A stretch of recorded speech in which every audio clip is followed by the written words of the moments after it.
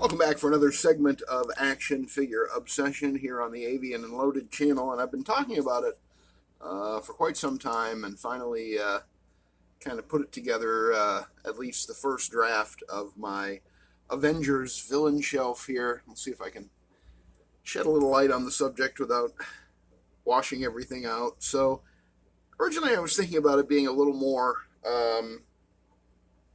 expansive, but then I thought maybe it's best to just go with the hits, play the hits. So we got Taskmaster, we got Ultron there in the back, Kang the Conqueror, Thanos, Loki, Norman Osborn, Secret Wars Doctor Doom for now, and two AIM scientists, Supreme, I guess Supremes. They're the Supremes, folks, and a couple of an AIM scientist and an AIM soldier there on the left. So a little AIM contingent, not really any room to get MODOK in there with them.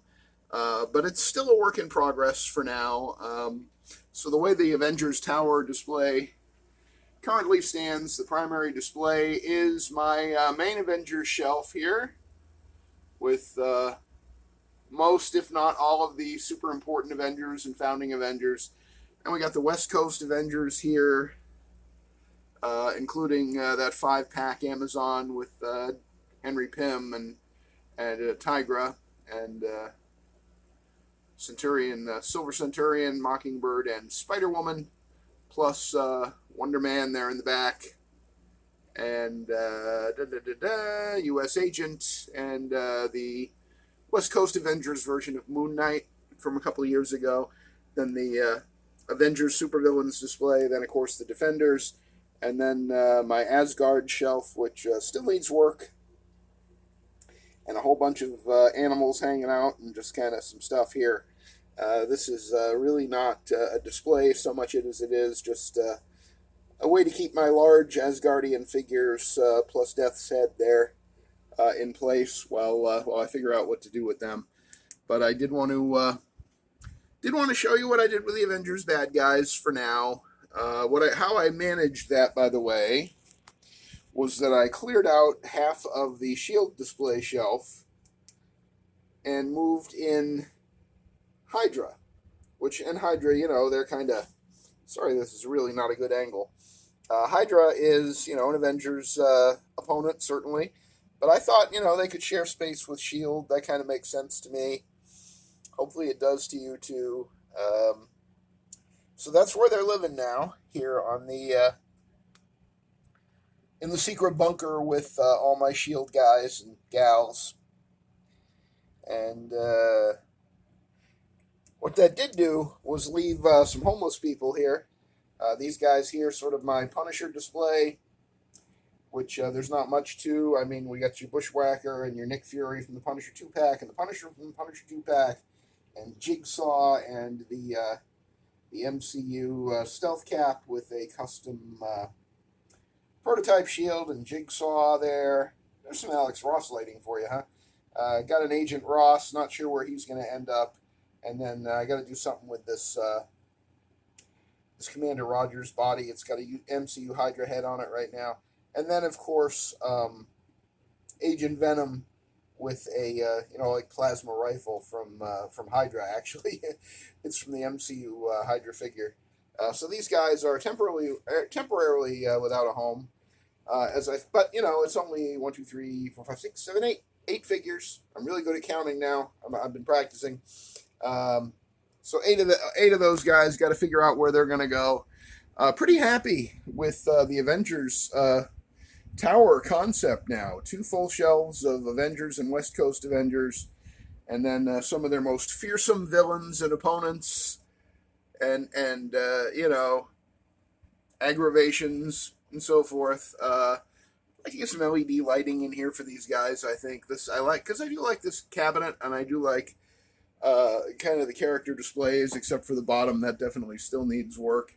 Here's look at the big bookshelf with the Fantastic Forever up there on top, and all my Spider-Man, Marvel Legends, and Mayfex Spider-Man there right in the center of the screen. The vivid blue and red one, that is my favorite 6-inch Spider-Man. That's Spider-Man 185 from Medicom Mayfex.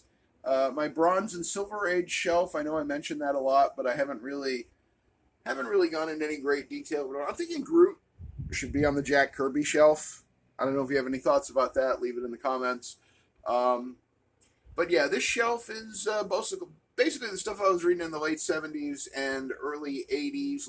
Luke Cage and Iron Fist and Misty Knight and Black Widow and Iron Man and Captain America, the Alex Ross versions, and of course Daredevil and Matt Murdock and Elektra and Bullseye and the Punisher Kill Crew Punisher with the helmet, the one that came with the motorcycle. Unfortunately, I stupidly sold off the motorcycle, and of course the best action figure of the year 2025, at least the best Marvel Legends action figure, Rom Space Knight. Say hi to everybody, Rom. Yeah, he never says much. And, the Snake Eyes shelf over here, that definitely needs to be, have everything come down and be dusted off and maybe rearranged. His weapons rack is in the back there, kind of going to waste. And this is kind of an overflow shelf of G.I. Joe classified stuff, mostly. There's some other weird stuff in there, like I think that's McFarlane Toys. They did that Super Patriot there, the one right in the center of the screen. I've got my Star Wars guys down here. Some villains that I had thought about putting in the... you know what? I could just do this now. The Iron King, the iron-fisted ruler of East Moldovia, or is it Smaldistan? It changes from day to day. This is my custom Iron King. Love this guy. He can just go back where he was, which is just as well because I do have a handwritten spreadsheet for this shelf and for all my G.I. Joe classifieds, like these guys over here. There are papers that tell me who's on what shelf, and the Iron King is listed for this shelf, so I'm afraid he's not going to get to join the Marvel Supervillains just yet. Now, these last three are all good figures. I mean, one is a kit bash, but I'm pretty happy with it. I wonder if that flashlight is still going to work. Let's find out, shall we? Yep, still works. We have the Ant-Man movie Yellow Jacket right there, which is a beautiful figure, and I suspect was designed by Bobby Valla.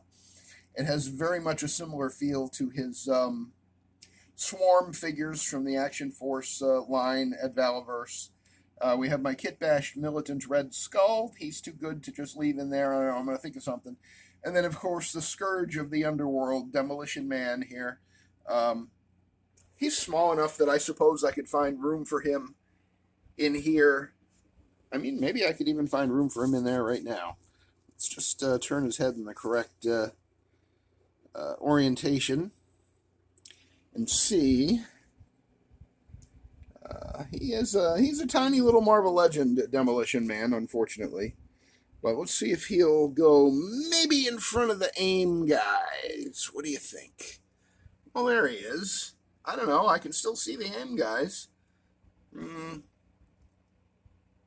His head is difficult. It really... because I think it's based on the Bucky Cap body, and the neck joint doesn't really shine a little more light on the situation here. Yeah, I got to work on his the angle of it that his head is at.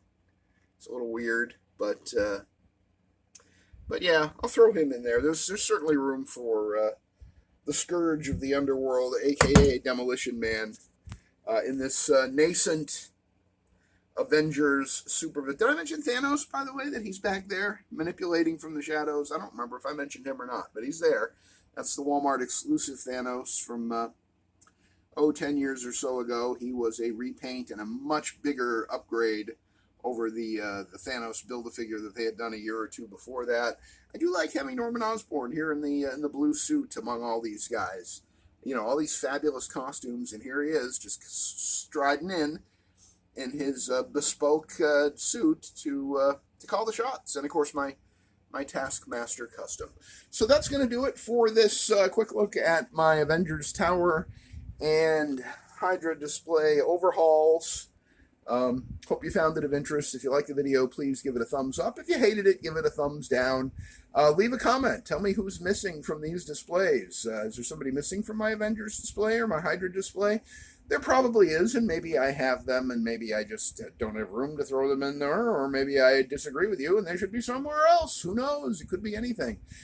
Please subscribe to the channel, and thanks again for everybody signing up. So we hit 200 subscribers last night. I'm greatly appreciative of each and every one of you. And hit the notification bell if you subscribe so that you can be notified anytime I upload a new video on the channel. And that's going to do it for this edition of Action Figure Obsession. I'll see you on the next one. And remember, Avengers Assemble!